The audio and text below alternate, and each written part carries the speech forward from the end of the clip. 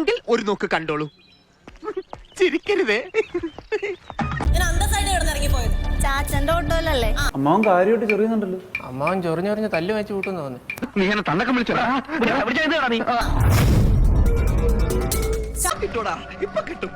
ഇപ്പൊ ഈശി പൂശോടാ. എന്തോ സംഭവമുണ്ട്. എനിക്കിനി തൂറാനുള്ള സമയം കിട്ടുമോ എന്തോ. ചാച്ചന്റെ ഓട്ടോ എന്ന് പറയാൻ എന്താ? ചാച്ചന്റെ ഓട്ടോയ്ക്ക് എന്താ ഇത്ര കുഴപ്പം? പോയേ കയ്യിന്ന് പോയേ പിന്നെയും പോയേ. അതൊക്കെ ഗോപാലകൃഷ്ണൻ ഒരു നമ്പറല്ലേ? ഇത് എന്റെ ഒരു നമ്പറാ. പോക്കിരുത്തം കാണിക്കുന്നത് അതിൽ വേണ്ട തെണ്ടി.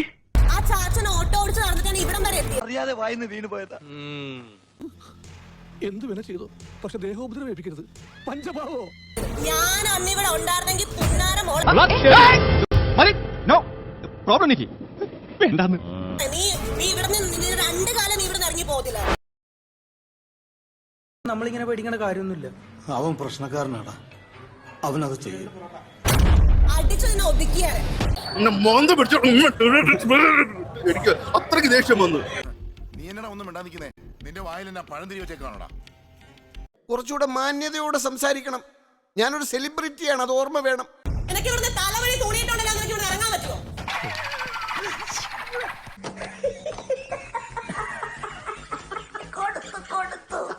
പേര് മാറ്റിയവരുടെ മനസ്സിന്റെ സ്വഭാവം മാറുന്നില്ല.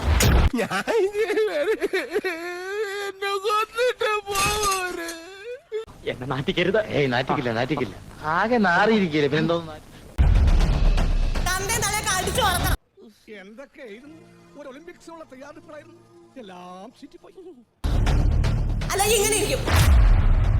കുടിക്കണ്ണ, ഇതിന് കാശ് വേണ്ട. വടി കൊടുത്ത് അടി വാങ്ങുന്നവർക്ക് ഒരു സോഡ ഫ്രീ ഉണ്ട്. അതായത്